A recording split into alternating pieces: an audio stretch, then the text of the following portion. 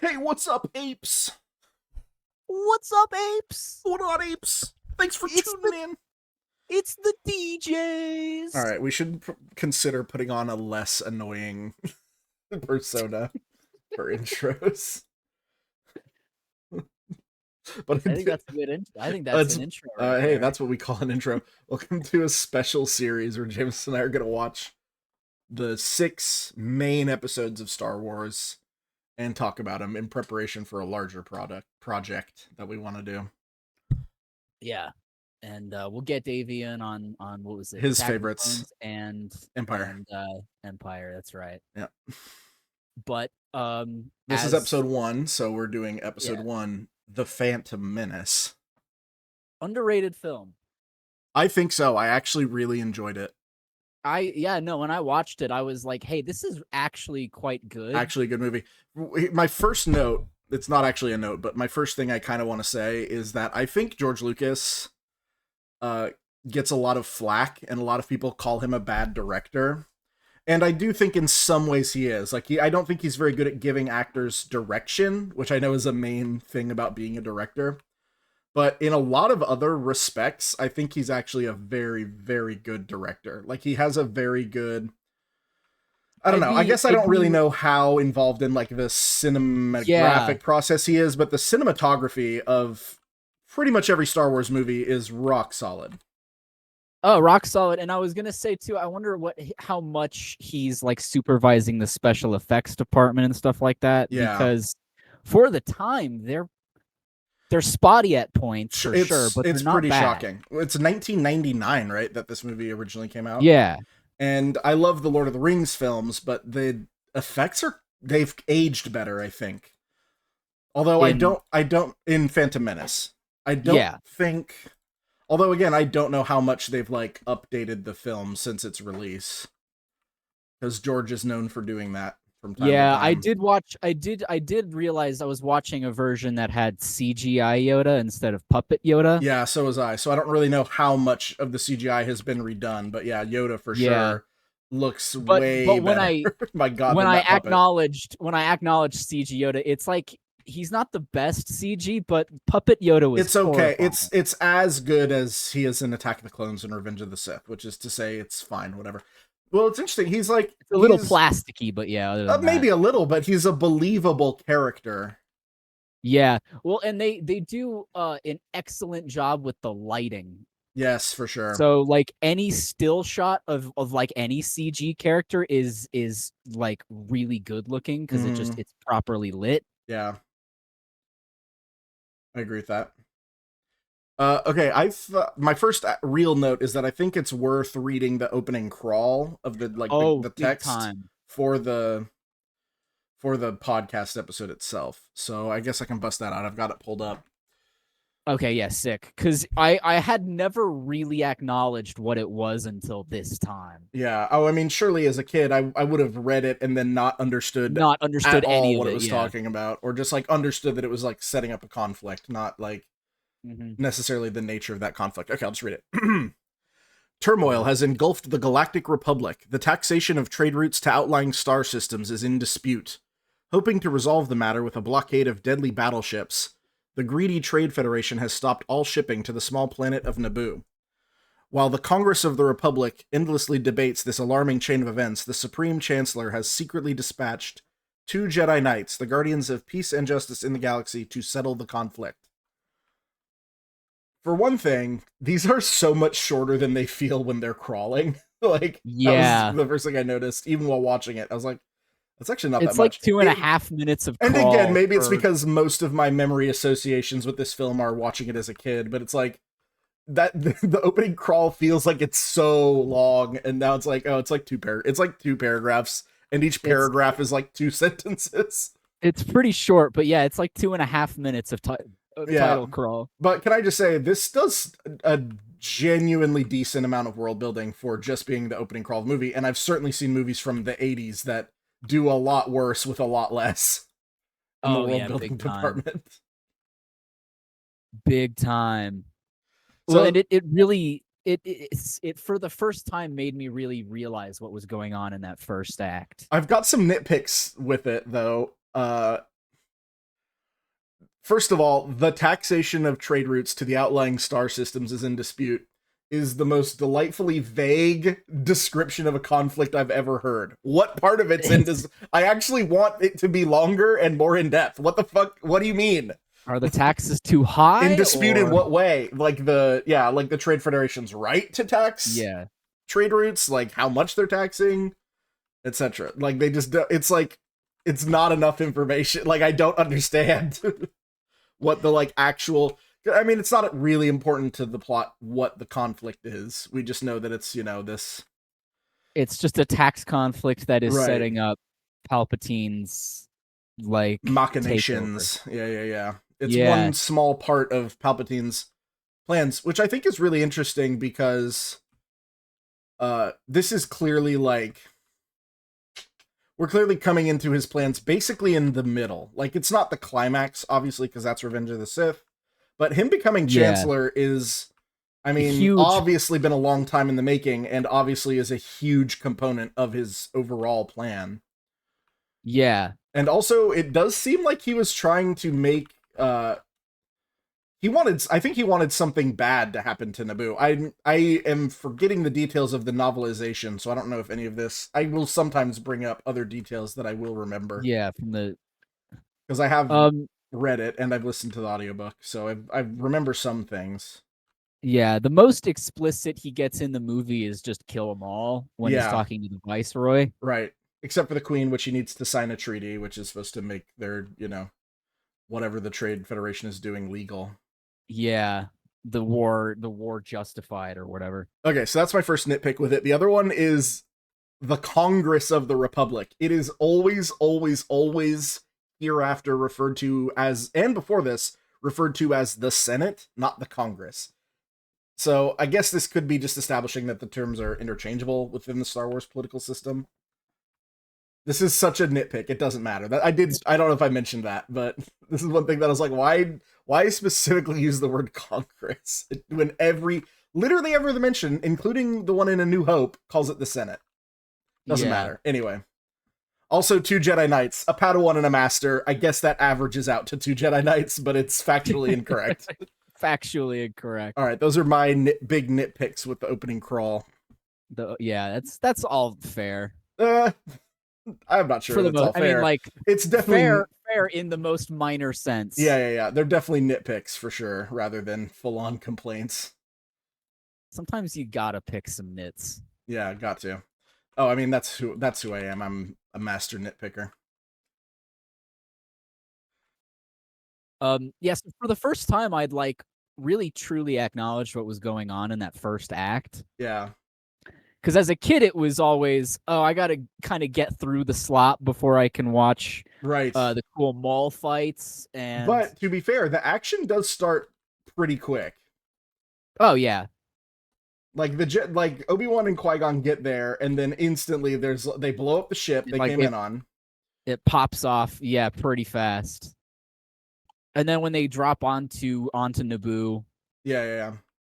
And obviously meet Jar Jar and follow him to the like Gungan enclave. Right. I have to say too, I was a lot less irritated by Jar Jar than I thought I would. No, he's fine. He's clearly not dumb, I guess, but he's clearly like a comic relief character for the kids. Yeah. And he is the only time almost no bearing on the plot.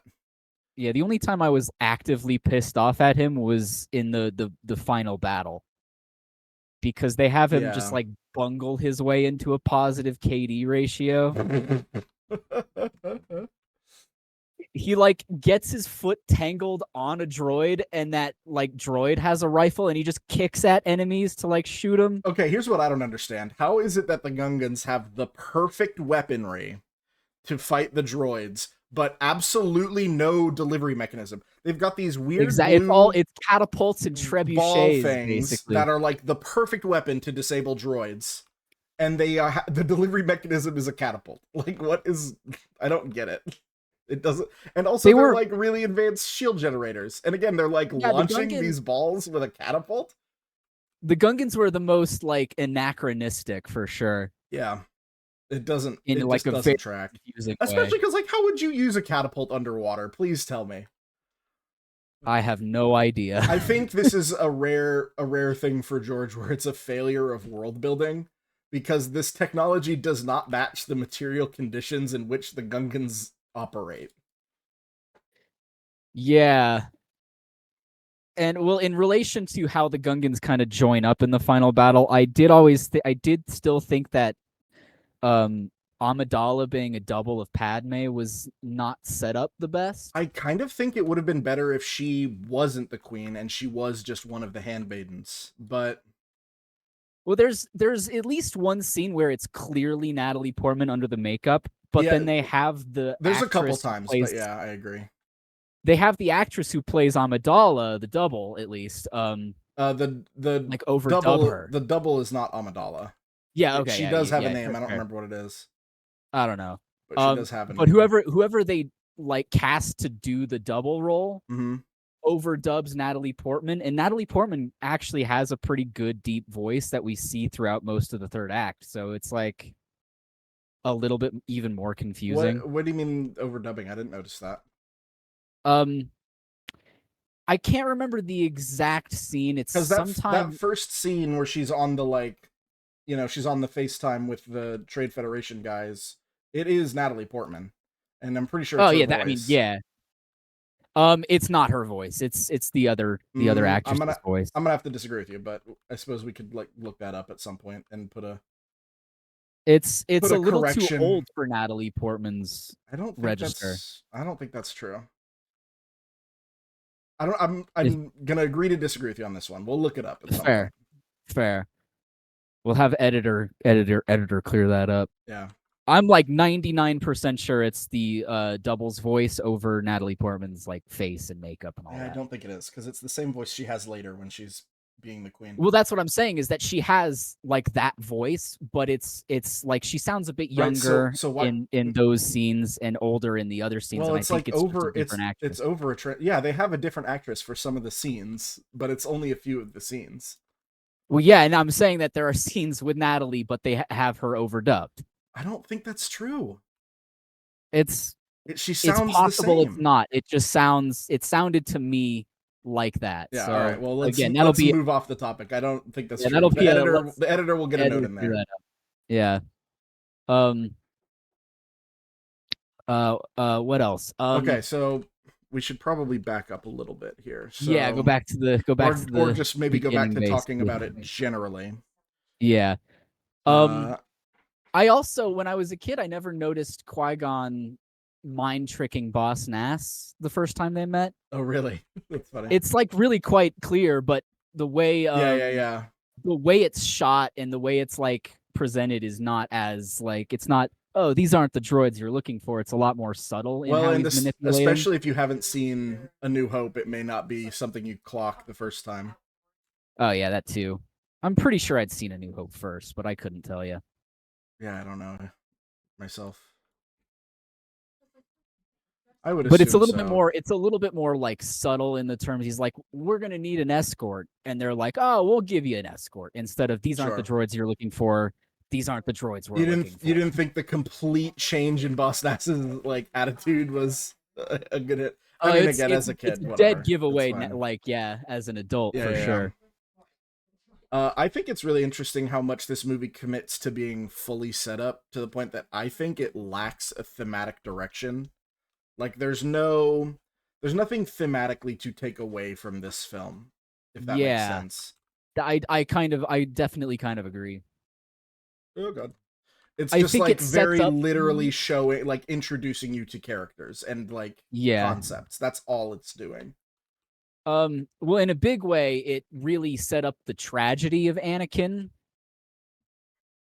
being like a very clearly morally good kid. Yes. And born into some pretty horrible circumstances as well. Yeah. But he offers without hesitation to like shelter Qui-Gon. Yeah. And do the pod race, which is just a brilliant scene still. Well, and like Qui-Gon is like the main beneficiary of the race. Like Anakin did all the work and Qui-Gon gets the parts he needs for his ship. and Yeah, money, which they do give to Shmi, but like it's just I don't know. The whole thing is a bit a I bit mean very ridiculous. well, it's like I think it is supposed to be kind of showing the ways in which the Jedi do not really serve the normal regular people of this era as much as, you know, their ideals say they should be, because he's working for the queen of a whole ass planet and he makes Yeah, this slave child compete in a death race. in a like the most dangerous kind of race you can imagine. Where literally everyone else either dies or DNFs. What I clocked this time is that if Annie had just parked up next to Sebulba, he still would have won by default because he had the only functioning pod left. He caused a lot of the mayhem, I will say. That's fair. As Sebulba certainly wouldn't have crashed without Anakin's intervention. True. Okay, I will say the closest thing this movie does to setting up a theme, but it doesn't ever pay it off, is Obi-Wan and Qui-Gon have a conversation at the beginning about how Obi-Wan's like looking to the future and is like, oh, something weird's going on here. And Qui-Gon's like, you need to focus more on the present, the living force, which is this whole concept that doesn't really show up very much in the movies, but there's the living force and the cosmic force. And the living force is what Qui-Gon's talking about, keeping your mind in the present, what's going on right now. And the cosmic force is supposed to be like, you know, the currents of the future or whatever. Yeah. But there's no payoff to that. Like, that's not an integral part of the final conflict of the film between them and Maul. It's just something he says at the beginning and then doesn't really come up again. Mm-hmm. Mm-hmm. Yeah. There was kind of a lot that really kind of comes up for a second and then gets pretty much dropped. Yeah. It's Good. got breakneck pacing, this film, I will say. I didn't Oh at yeah, any for point like felt like it was moving too fast. And I actually think this is more because movies these days are so bloated with unnecessary scenes that like it just moves very fast through like what it's doing. yeah, but every scene it still feels necessary. Yeah, definitely. Well, Well, for the with the most part. exception of a few, you know, like aside things, which again is just like it's stuff that George is putting in for the kids basically as comic relief, and it's a lot of Jar Jar's Yeah. antics. Yeah, Jar Jar's antics basically. Mm-hmm. Um touching on the pod race real fast because I wanted to talk about how awesome that scene is. Yeah. Um Do we feel the need to like explain the plot of this film, or should we just continue talking about it higgledy piggledy? I think most people who would be watching it know the plot of the film Okay, pretty well, and I I think think that's fair. we'll touch on the bits that we didn't understand earlier as kids, but other than that, like Sure. Okay.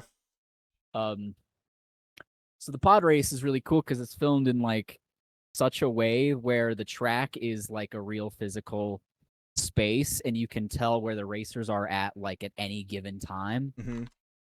And I'm like pretty sure within to a degree of like maybe 10-15 seconds you could probably time the scenes and get the same time for every lap. Okay.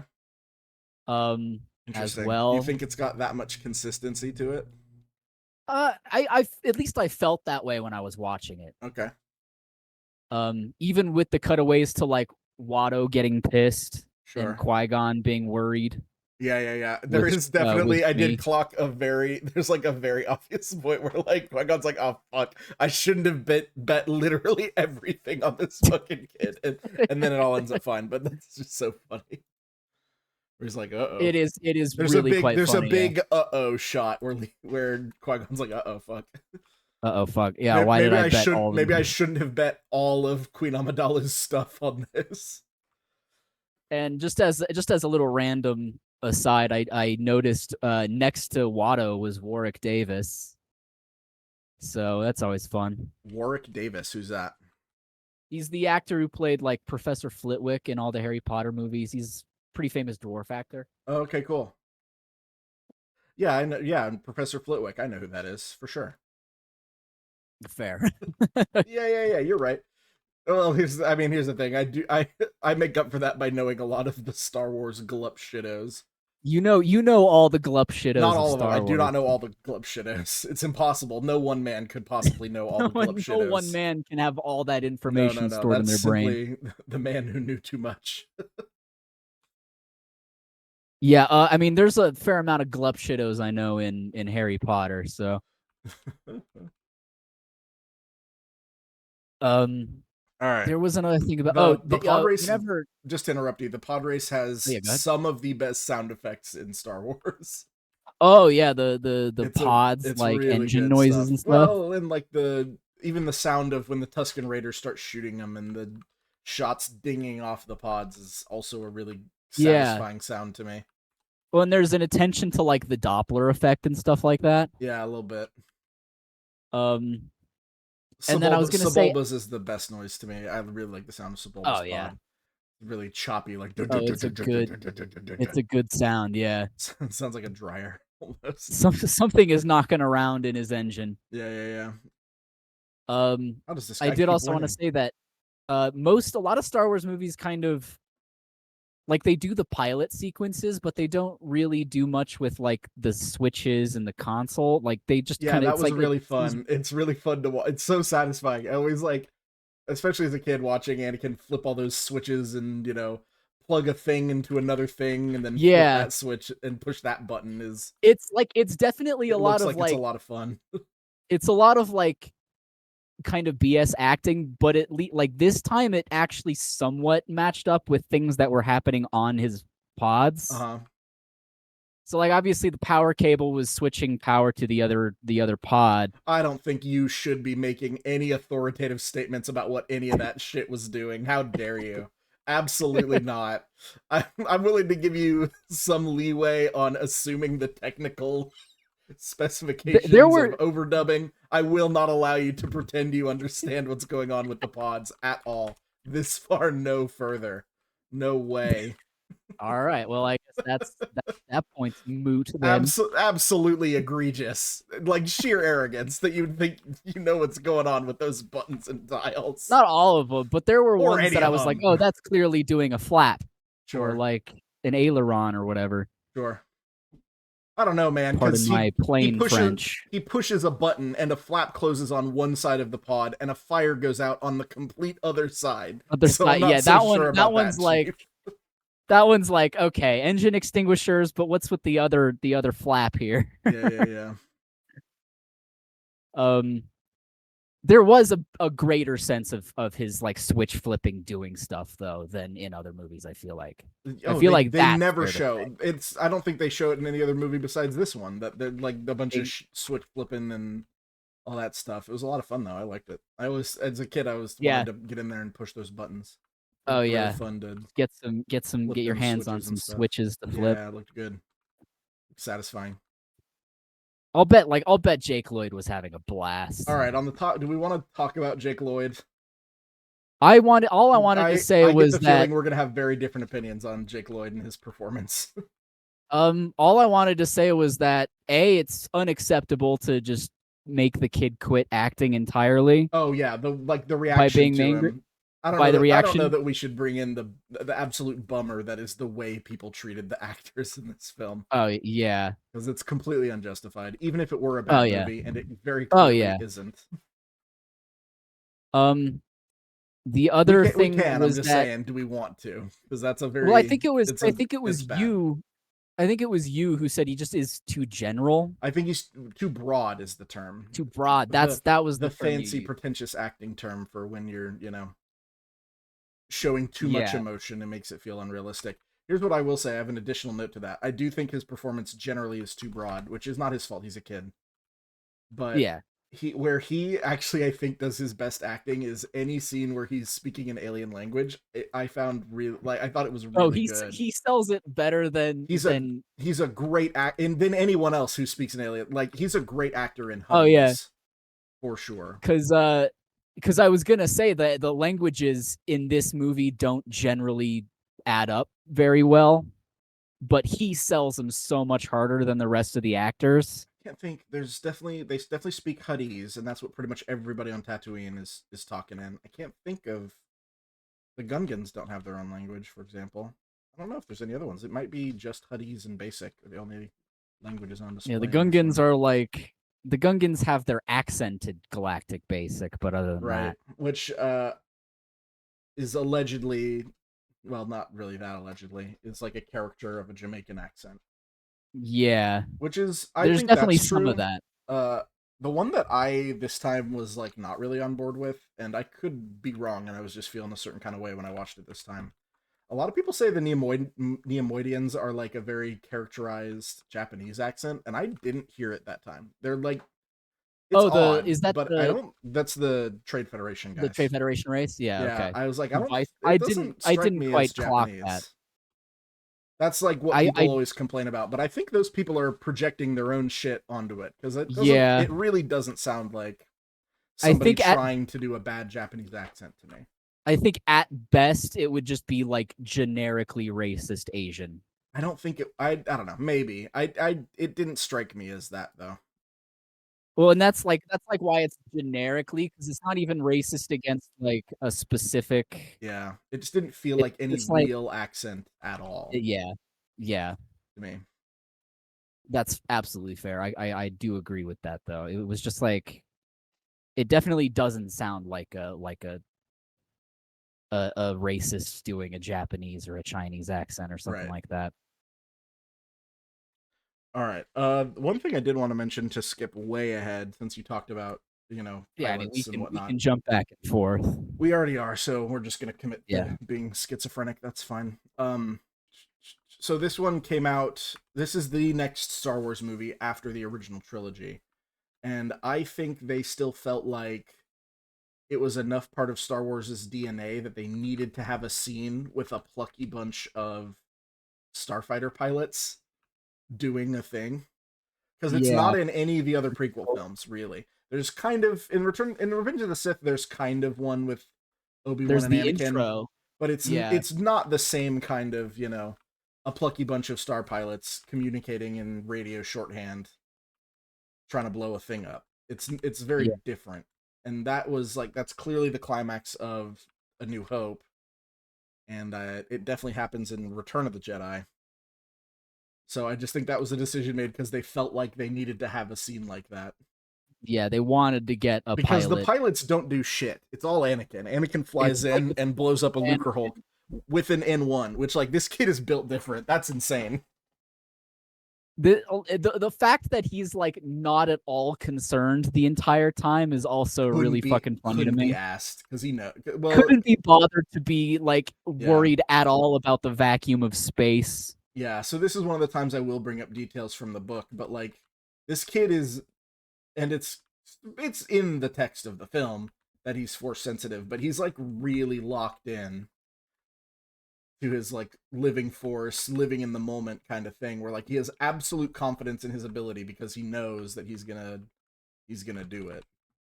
Yeah, he just comes across as so unbothered, even though I love how like literally there's like 8 starfighters flying around this huge blockade of many capital ships. Madness. But there's the bit too where he like flies out and he's like, well, I guess Qui-Gon did say to stay in the cockpit. Yeah, precocious. He's a precocious young lad. Okay, I'm just marking off notes as we go through them, and we'll take out the notation, so we sound more off the cuff. The fight choreography obviously slaps. It's excellent. Oh yeah. Padme is pretty fucking cutthroat, I will say. Oh yeah. As Queen, more so than Senator. As a Senator, she's always talking about negotiating and, peaceful whatever. As a Queen, she's like, we gotta kill these fuckers. It's really whack. Yeah. The sequence where Palpatine convinces her to vote no confidence against the Supreme Chancellor was now this one I also didn't really get, because he's like, oh, you can start a vote of no confidence, and it's like, why can she start a vote? She's not a member of the Senate. As far as I'm aware, one single queen of one single planet does not have the political authority to start a vote of no confidence. That doesn't make any sense. It's also weird because none of the council supports going to Naboo to like fight off the Trade Federation. So why would they support a vote the of no Jedi confidence? Council? Not the Senate. Sorry. Well, we don't know that for sure. We don't really get a whole lot of what the Senate thinks about any of it. We only have what Palpatine tells Padme. That is fair. There's an unreliable narrator happening. Well, and he doesn't say that they have no support in the Senate. He just says that there's like not a lot. There is very little support, or whatever he says. Yeah, I don't remember either. He says some shit. I am Ian McDiarmid. I think it's crazy how they hired somebody young to play, like he's able to play Palpatine at two very different times of his life. Like it just like like it kind of screws with my brain a little bit because like the Emperor obviously very old and Ian McDiarmid was not that old when he played him, but then it was like the perfect amount of time for him to play a slightly younger Palpatine. I don't know. There's something interesting there, like about how that worked out timing wise. Yeah, you know what I mean. No, not with me on this one. All right. No, I'm with you. I was thinking to myself, I think the original Sidious was a different actor, and then he was overdubbed. Nope. I could have sworn Lucas put McDiarmid in the original trilogy, in the OG trilogy, after the fact. No, you are once again wrong about that. That's fair. You should stop guessing about what shit is overdubbed. That's fair. I mean, look, to be fair to me, Lucas is known for changing his shit up a lot. Absolutely, so. He is, for sure. Yeah. I only reason I'm so confident about it is because I read an article about this very recently, and it was Ian McDiarmid. Oh, okay. And they had to put him in old man makeup. Okay. He was a young man that they put in extensive makeup to have him play an old man. I think I don't want to. This is apocryphal because I'm not remembering the details of the article correctly, but I think it was like he was on some.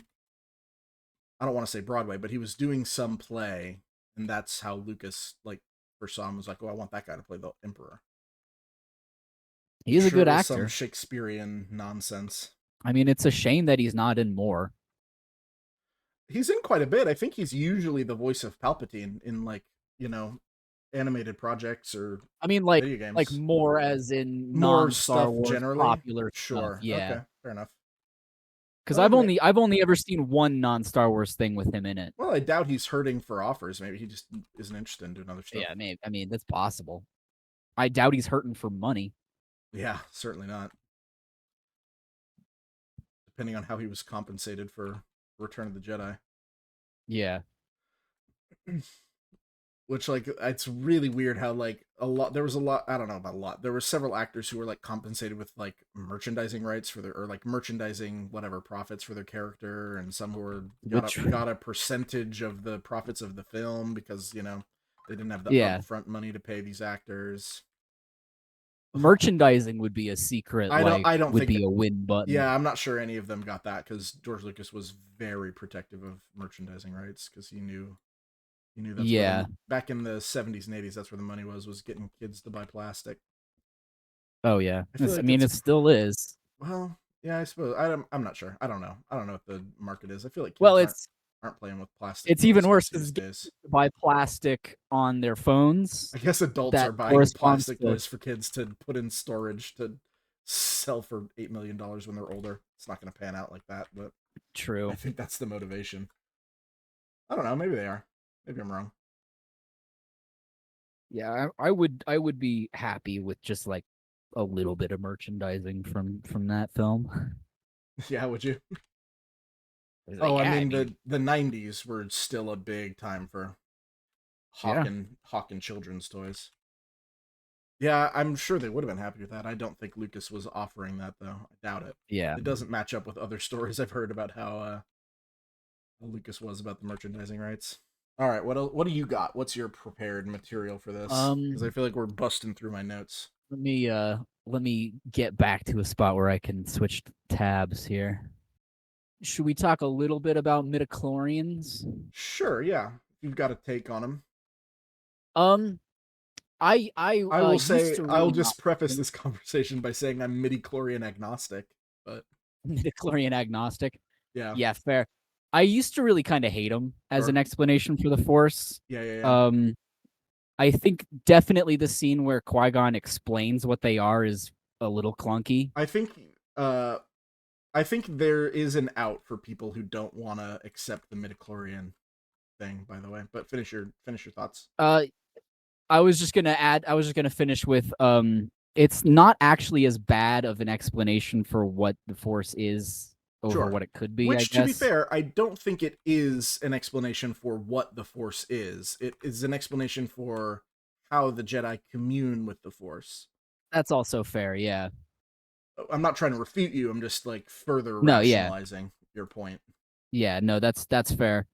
All right, so you're pro midichlorians now, or you're not pro midichlorians I'm like now? I'm midichlorian agnostic. I just yeah. the new aspect of it is I was not as displeased as I used to be about it. So here's my take on how you could choose to not believe that midichlorians are canon if you wanted to, other than, I guess, technically Obi-Wan does mention them as well, but the role they play per se in mediating the relationship between the Jedi and the Force, I think, is what you could potentially interpret how you want. Basically, it's followed, or rather, it's prefaced by a line where Qui-Gon straight up lies to the kid when he's taking his blood. Oh yeah, I'm checking says, for infections. I'm taking your blood to test for infections, that's not how you do that, for one thing. I'm pretty sure. Pretty sure you don't check. I mean, it's a way you could. I guess. think you would test the wound, not just take blood from the kid's arm. I could be wrong, but I don't think that's correct biologically. So I'm just saying Qui-Gon may be spinning the kid a yarn to explain a very complicated concept to a child. Yeah, he had just done so about the I'm checking your blood for infections, which again I'm pretty sure is not how that works. So if you don't want to believe in midichlorians, you have an out. I'm pretty sure you have an out that Qui-Gon was totally possible that Qui-Gon was lying about what midichlorians are so that he could communicate the complicated concept of what the Force is to a child. Yeah, that would be a fair assumption. I also I don't care that much. I don't think it really affects much one way or the other, because again, a lot of people, like you said, think that the Force is just midichlorians, and that is not the text of what Qui-Gon says at all. Yeah. He says they're how we, how we communicating with the midichlorians is how we understand the will of the Force, which is all very nebulous and vague. So you can interpret that however the hell you want. Yeah. It is rather nebulous and vague. Yeah, I think it leaves you plenty of outs where if you're bothered by that explanation, you don't have to accept it. Real or not, they've got mystical powers. Heroin. One way or the other. It's heroin. I heard Yoda talking about midichlorians. I've been wondering, what are midichlorians? It's heroin. I was wondering when stop the timer. Jameson made an Arl Knots reference. I had to. I mean, remarkable restraint. We're 40 minutes in. Absolutely remarkable. Well, and that's one of the best jokes in the entire thing is just it's heroin. Oh, I mostly like the songs. I don't care much for the the songs are great. Comedy of it. I just really love their songs. My dad and I sing It's Baby Time and Why Can't We Be More Than Friends? Oh, I'm more of a Last Laser Master kind of guy. Oh, that's another good one. Editor, cut all of the Arl Knights talk. All of it. Get rid of it. Trash it. Throw it away. Put it in the wastebasket where it belongs. Okay, so these Jedi Council guys just bully the shit out of this kid. Yeah. They're so bad in this. It feels really uncool watching it now as an adult. What the fuck are you guys doing? This is a boy who grew up as a slave, who had to choose to leave his mother to continue to be a slave so that he could go off and become a little magical space wizard. Nuts. And then they're just like, you idiot, you're afraid, get fucked, clown. Especially because Yoda said, straight up says, oh yeah, I'm afraid of some shit. I fear whatever this. Later on, Yoda very much is like, oh, I'm afraid of shit. And they are clearly afraid of Anakin. It's completely circular logic. Doesn't make any fucking sense, these guys. Yeah. It's very I wish I could like, remember the exact line, because what Yoda says is so like, bro, you were just berating Anakin about this exact thing. For being like, yeah, afraid. Oh, like and at the end when he's talking to everyone, he says, "Fear the boys' training I do," and it's like, cool, man, you're letting your fear fucking control your actions. That's what you were shitting on Anakin for earlier, clown shit. And that's what ultimately you're gonna cause by not properly instructing. No, we'll get there. We'll get there in Revenge of the Sith, because I remember more of the details from the Revenge of the Sith novelization, and Yoda, boy, let me tell you, it's mostly his fault. Not surprising. But we'll get there. We'll get there. All right. Do you need me to get another note in there? Yeah, drop another note in the chat. Okay. They call the grappling hooks ascension guns, which I think is fucking crazy. when they're invading the palace of Thebes, and they're trying to get to the throne room. It is a gun. They get caught up in one hallway. It's not. It's an attachment for a gun, but that's fine. Fair. it's an attachment.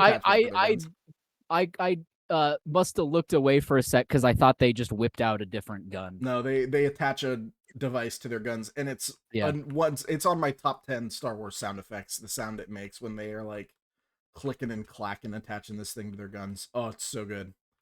Editor, put it in. Satisfying sound effect. It's the best sound effect. It's one of the best sound effects in Star Wars. We should do a thing at some point where we have our like just a compilation of all the best sound effects. We decide the top 10 Star Wars sound effects, because that one is up there for me, probably top 3. And there's a lot of good ones to choose from. There's so many iconic sound effects that come from Star Wars. That's it. That's all I had. They call them ascension guns. That's fucking crazy. It is pretty crazy. Because I mean, Jedi Survivor, the game has ascension cable. Sure. Is it really called that? Well, at least there's some consistency. Yeah, I thought for sure they just called it a grappling hook. I would bet money on it. That's what the grappling hook is called, is an ascension cable. Fair enough. There you go. At least there's some consistency. Somebody watched Phantom Menace. Somebody watching, yeah. Or not, and they just had that same idea completely independently of Captain Panaka. Oh man, Captain Panaka. Saying the word ascension guns, and then they blow out a fucking window. Ascension guns. Dope shit. Oh man. Oh yeah. Well, that whole like 3-pronged climax is actually like really quite well done. Extremely good. And Duel of the Fates, aside from Jar Jar bungling his way into a positive KD ratio. I don't know. I think it's kind of funny. Not that part, but the part where he like accidentally unleashes a whole fucking avalanche of the orb things, the plasma bombs or whatever. That shit is cool. That's another good sound effect, is every single noise those things make. And it like when it disables the tank, that's cool as shit. And then also when he is like hanging off the side of the turret and accidentally bumbles one and it hits the commander, and then the whole fucking tank just swerves. That shit's cool. Yeah. But yeah, otherwise it's not. It's definitely the weakest part, but it's not. It's fine. It's whatever. Well, it's paired with the, as we said earlier, the kind of like shoehorned but still pretty cool space battle. Well, I do think the space battle was necessary, because it's how they actually win, because he disables the command ship. It's the droid controller, A less generous man could look at that and say it's a gaping plot hole, because who on earth would design a droid army that way? But I actually think that this is maybe like an early first try at having a droid army. And I think when in the next movies, when there's no mention of command ships or anything like that, I do think that they probably updated how the droids work because of what Anakin did. More so than it being a plot hole. I think it's actually a thing that inspired a change within the world building. And also 20 years pass, or something like it.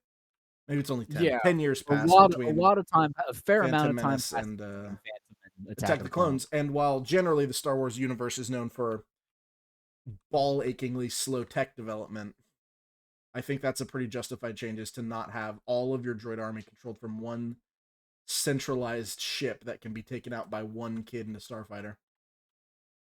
Oh boy. Lucre Hulks are supposed to be some of the like more robust capital ships as well. Like a Venator, a single Venator can't really take on a Lucre Hulk, but fucking Anakin blows one up with a single N1 fighter. Pretty batshit. If you're he does the classic go from inside. If you're into, starfighters and the tech of Star Wars and had all the cross-section books and read all the, technical details of the technology like I did as a kid. Yeah. All right, what else you got? Because you spoke up about having 1,500 words of notes prepared for this thing.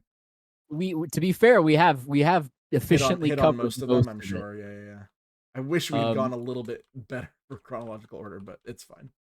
It's not for what chronological order. I just feel like we're just pinballing all over the place, but it's fine. We'll have more opportunities to refine our craft, I suppose. Exactly. Well, that's true. I probably already mentioned it, but I'll just say it again. Duel of the Fates. I was already hyped for it, and it was already my favorite part of the movie as a kid watching it. But it was better than I remembered. It's not just a nostalgia thing. That shit actually slaps. No, it slaps. It's like the choreography is really like elaborate, but they're also going so blazingly fast with it. Yeah. Well, I will say that's more like when it's the I don't listen. I don't want to be controversial here, but the Qui-Gon Maul fight is not particularly fast paced. The Maul Obi-Wan fight is straight fire from the get go. Great. Oh, he's like, yeah, he's going. Obi-Wan is on his shit, dude. That shit rules. The other thing is, I used to be pretty butthurt about them bringing back Maul, and I still am. I think it's bullshit for the Clone Wars the way they did it. And like doing it in general, I was pretty against. But I did feel when I rewatched it this time, I'm like, okay, Maul is kind of too cool of a character to waste. Yeah, it's by just getting rid of him in the same movie you introduced him. There was a little thing. I'm still against it for reasons that we can go into, but I do feel that he was a little bit wasted in the film.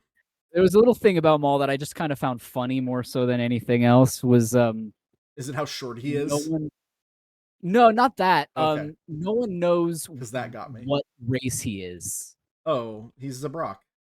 Well, he's Zabrak, but they're like, even the Jedi Council and Qui-Gon are like, I don't know what he was, but he was a Sith.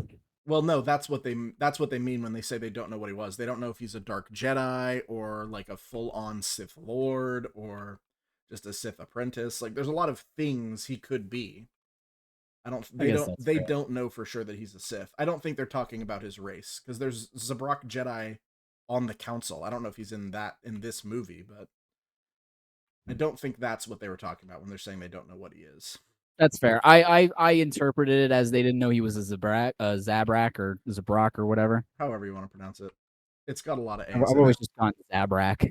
Zabraak. So yeah, figure it out. I don't know. Fuck you. Figure it out.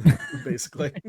The reason why I don't like them bringing Maul back is because I think it represents a deeper trend in our media of the comic bookization of our fiction, where people do things because comic book movies are very popular, and they think like, oh, okay, we'll just emulate some of the tropes from comic books, and so there's like a lot of stuff in the 2010s where they're like bringing like fan favorite characters back to life in media properties, and I think that's a horrible thing to do.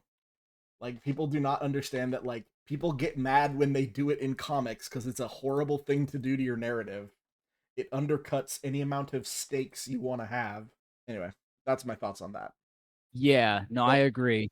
I think Maul it's kind of a waste to get rid of him in this episode, but I don't think the solution is to bring him back to life arbitrarily. Yeah, the solution is to not cut him the fucking half. Yeah. Well, no, I think it's fine that he dies. It's just like, it's a shame. This guy's really cool. He's dead. If you want to not have him die and be back in the story, don't cut him the fucking half. Don't kill him in the first place. But I do think it was good that Obi-Wan killed him. That's what I'm not. Yeah, upset. I'm not upset. I mean, about very that part. very cool scene. There was a little thing though. I was a little surprised that Maul has very little reaction to Obi-Wan jumping out of the pit. He's pretty shocked. I mean, he's shocked. And that, like, to be fair, that makes it makes sense that he would be shocked, but he's also, like, been taunting him and goading him from the ledge to, like, do something. Right. Well, I So don't I think he's kind of taunting think him to do something. He's gloating because he's won in his mind. that's fair. That's fair. Arrogance is the death of most. It's a big one for sure. Hubris, the folly of man kind of thing. Yeah. Very mythological. Or, the folly of Zabrak, whatever you want to. The folly of Maul. I've only got one more note, so anything else you got? I think we've covered most of my notes. Okay, because here's the other thing. I think Qui-Gon also is an extremely cool character that kind of gets wasted. Not wasted per se. He's utilized very well within the text of the film. He's a cool character that I wish we'd seen more of, but I also don't think they should have fucking brought him back to life, and they did and they didn't. Not in an overt way that offends my sensibilities, I suppose. Because he becomes a Force ghost basically, and he's the one who teaches Obi-Wan and Yoda how to do it, and he's mentioned in Revenge of the Sith. I couldn't help but compare, while watching Qui-Gon scenes, I couldn't help but compare him unfairly and just like for no reason at all to Gary Oldman and Harry Potter. God, it's always fucking Harry Potter with you. I don't know why my thought was. Yeah, neither do I. Sorry, go on. I don't know why my thought was at specifically Gary Oldman and Harry Potter 5. Mm-hmm. But I mean, there are like scant parallels, but that's it. Specifically, the bit where he's a mentor and then he dies at the end. Okay. And you think he stacks up unfavorably? Not unfavorably. No, just different in terms of how they incorporate subtleties in their performance. Because I'm sorry, as a Jedi Master, Liam Neeson is very sexy and cool in that film. Oh, very sexy. The way cool. his robe is has got a little bit more of a deep cut than Obi-Wan's. My God, this man. Whew. Oh yeah. Sorry. Yeah. That might just be a me thing, but I'm into it. I'm all about it. I mean, his long hair looks very silky, and if not the sexiest character in Star Wars, he's up there. Well, let's calm down because we've got Attack of the Clones Obi-Wan and Revenge of the Sith Obi-Wan coming up. That's fair. Who boy, that is fair. Does he bring the heat? Go get us some trivia. Let's get us some trivia. I'm just gonna say I'm pretty sure not all of it, but this is basically apocryphal. None of this. It's possible none of this is true. Although some of this I have heard from like actual literal interviews, so it might be fine. Liam Neeson was so eager to be in the film that he signed on without having read the script. That doesn't surprise me. I'm pretty sure most people would have that reaction to being offered a role in any Star Wars production. Especially these days as it becomes just a vehicle for pop culture. Oh, yeah. That I find deeply upsetting. Oh, everybody has to have their turn, ruining the legacy of this incredible fucking film franchise. Classic. We don't have to get into how capitalism ruins everything. People know. If they know, they know. Yeah. This one's obvious. Everyone's heard this one. They know. During filming, Ewan McGregor and Liam Neeson made lightsaber noises when they. Yeah, I was about to say if that wasn't going to be the next one, I was going to say there's the well-known fact that they did the whoosh noises whenever they did the. Ewan said, "I kept getting carried away." That's fucking. I mean, like. Ewan McGregor recalled that his performance in the film consisted of walking into rooms and looking up. Which is kind of true. Obi-Wan is pretty underutilized in this film, I will say. He's basically absent for all of Act 2. Yeah, he spends most of Act 2 on the ship. Yeah, snarking at Liam Neeson over radio. And then explaining absolutely nothing to the entourage, the Queen's entourage. Yeah. Sets were only built as high as the tops of the actors' heads, and computer graphics filled in the rest. Liam Neeson was so tall, he cost the set crew an extra $150,000 in construction. I have no idea if that's true, but that's insane. That's really funny if true. According to Jake Lloyd, there was a 6-hour cut of the film that was screened for several people before the film was released, with those who saw it proclaiming it to be mind-bogglingly good. Like the later lost cut of Star Wars Episode 4, A New Hope, this cut has never been released publicly. Big if true, but who's to say? Big if true. I would be interested in seeing a 6-hour cut. Yeah. So this I did know, but I didn't want to say it for sure because I didn't know if it was just for one scene or if it was the whole time. But Natalie Portman's double is actually Keira Knightley, which I did. Oh, I forgot. Yeah, I did know. Used to know that. I did know that. But this is making it sound like she was just her double for the whole thing. I thought it was just for a scene or two, but no, this fact is making it sound like it was for the whole thing. When fully dressed in makeup, Natalie Portman and Keira Knightley resembled each other so much that even Knightley's mother, Sharman McDonald, who visited set, had trouble identifying her own daughter. Well, is that, because they resembled each other so much, or Is that more the makeup? Or is this, a Hollywood bad parent situation? Hard to say. A Hollywood bad parent. This is why I don't really believe you on the whole overdubbing thing, is because Keira Knightley was 12. So I do think it's Natalie Portman's voice every time it's Natalie Portman on screen, and I do think it's Keira Knightley's voice every time Keira Knightley's on screen. Because it also doesn't make sense to overdub in that way. Yeah. Okay, yeah. E.T.'s in the Senate scene. I feel like that's one everybody knows. Yeah, that's one of the like legendary Spielberg. This is my new favorite fact. Qui-Gon Jinn's communicator is a redecorated Gillette Sensor Excel razor for women. Oh yeah, I did remember hearing that it was a razor. That's awesome. Yeah, that's really funny. Then here's why George Lucas is a billionaire. George Lucas made a similar deal as he did with Star Wars Episode 4: A New Hope. Lucas and 20th Century Fox agreed that he would forego his salary as a director, provided he owns the entire negative of the final cut of the film, as well as ancillary rights of all toys and commercial tie-ins. Yeah, that's why the guy is set all for life. All toys and commercial tie-ins. Kids, if you're ever in this position, that's the key word, although who knows anymore. I highly doubt you could get that deal now. Oh, almost certain. Well, I mean, if people are stupid and not paying attention to the contract you make them sign. That's true. I'm just going to skip over the ones that I think are pretty well known. Darth Maul doesn't show up until the half-hour mark and only speaks a total of 3 lines.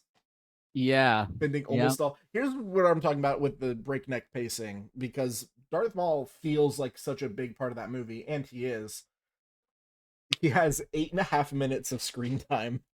Even that fight feels very long. Well, and this time I definitely heard the Peter Serafinowicz.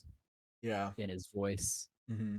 I knew it was. I always knew it was Peter Serafinowicz, but yeah, who does the voice? First time I believe Ray Park is the actual human person. Ewan McGregor studied many of Sir Alec Guinness's films, including Star Wars Episode 4: A New Hope, to ensure accuracy in everything, from his accent to the pacing of his words. Which, again, I don't think you can really tell so much in this one, because as Ewan McGregor himself said, most of his acting is walking into a room and looking up. But it's very obvious, and we'll talk about it more when we get to Attack of the Clones. It's yeah, it's crazy. He's like a little Alec Guinness in that film. There is, no, his mannerisms. I remember such a good reading job. Something about him emulating Alec Guinness. Any other tidbits? Yeah, this is from Ian McDiarmid's Wikipedia. After a minor part in the film Dragon Slayer, Ian McDiarmid was cast. So not what I said at all. Ian McDiarmid was cast by Lucas in Return of the Jedi as the Emperor. CNN named McDiarmid 4th in their top 10 British villains, stating it was his, quote, darkly seductive voice, unquote, that, quote, stole the show, unquote. I think that reviewer perhaps was going through their own shit. He's got a very distinctive voice. I don't know that I would call it darkly seductive. Darkly seductive. Release your anger. That's really cool, though, that he plays a younger version of the character well. See, this is what I was saying when you were trying to bullshit your way into it not being Ian McDiarmid. It's interesting. No, I just thought it wasn't. Yeah, it's fine. I also for a long time couldn't I was like, that can't be right. Is it Ian? It's something I thought about last time I probably watched Return of the Jedi. I was like, is that Ian McDiarmid? No, it doesn't look like him. Probably also didn't think it was. They really grinched him up. They really gunched him up. Okay. Well, do we have any topics to end the discussion on? I think I think the title itself is kind of like it's a very good, like, it's just one of those tasty little, like, nuggets of writing where it's like, the Phantom Menace could be so many things in that film. It could be Palpatine, it could be Anakin, it could be Maul, it could, it could be the Trade Yeah. Federation, because they eventually coalesce into the Confederacy of Independent Systems. They're like a major part of that, and starting the Clone Wars. So I just think that's really even down to the title, I think it's actually quite excellent. It's definitely like a good narrative iceberg. Yeah. Because there, like you said, it really could apply to a lot of different characters. Do we want to rate? Do we want to, like, rate these films, or what do we want to do with that? What could be a good, like, wrap up, thing? We've been very positive. Do you have any negatives about the film? I mean, like, aside from, like, we talked earlier about how, like, Jar Jar was less annoying than I thought he was. Yeah, he's still kind of annoying. Sure, I can see that. There was just, like, a fair amount of clunky dialogue that, like, while doesn't ruin the story or anything, it makes a few scenes a little awkward. In this film, what do you think was the most awkward dialogue? The most awkward dialogue? One. Or just, like, what comes to mind when you think of awkward dialogue in this film? I mean, the midichlorians conversation comes off pretty clunky. The I mean, a lot of Watto's scenes kind of come off a little clunky. Okay. Interesting. And I mean, less so the dialogue and more so delivery from Jake Lloyd comes off as clunky. Yeah, which is not his fault. Again, not his fault. Absolutely not cool to bully him into not acting anymore. Mm-hmm. Ahmed Best as well. Ahmed Best is actually, like, he's good. I really liked him in it. He's Jar Jar. Like, yeah, well, I know he was Jar Jar. I know, I know, but you were just getting over talking about it. I liked the voice and stuff that he did, the actions that he did, because they mocapped him. The physical acting is that's not the issue with Jar Jar, shall we say? Mm-hmm. And it's not because the character is played poorly. Oh, there was the other criticism I had was the Gungans coming together with the Nubians was just a little, like, it's very poorly developed. I agree with that completely. It's whole literally concept is that they think the Nabooians are like looking down on them, which I don't think that's ever, like, explicitly expressed. Maybe Boss Nass says something about it. Boss Nass says something about it. Yeah. Well, he definitely says once it's resolved and Amidala asks for help, he's like, "Oh, you don't look down on us? We'll help." It's like, yeah. It's literally they just, like, that kneel. Whole quote conflict is very undeveloped. Yeah, sure. They literally just kneel in front of Boss Nass and they're like, "We need you.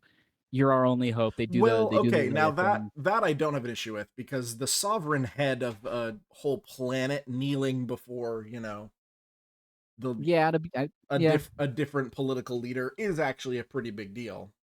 It's a very big gesture. But I don't think they ever developed the other side of it. Why do they not like the Nabooians? Mm-hmm. That's a big part of it. And it also seems to be very one-sided. Like, the Nabooians never say anything about the Gungans, and it's like, oh yeah, whatever. The Gungans don't like us. Whatever. Well, and the Gungans are also. So but I agree with you, broad strokes, that it's a very poorly developed quote conflict unquote that just kind of gets resolved immediately. It's almost like the problem is introduced at the same time as the solution. Yeah. Which doesn't feel very good.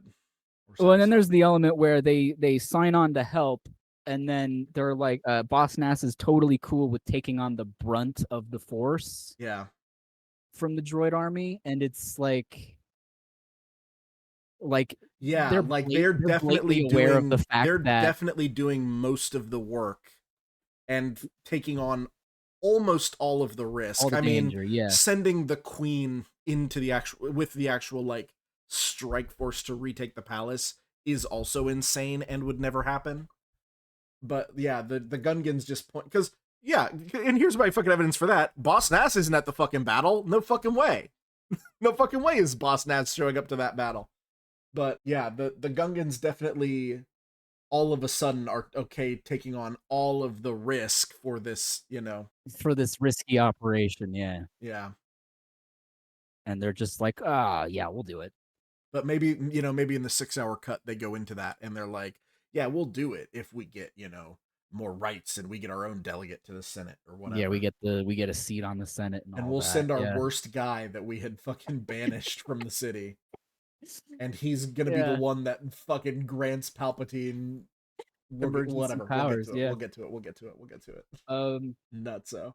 I don't necessarily have a problem with them making Jar Jar a general because Jar Jar is who facilitated the whole coming together between them. I mean, that's a thing I have a huge problem with. That's not how that works either.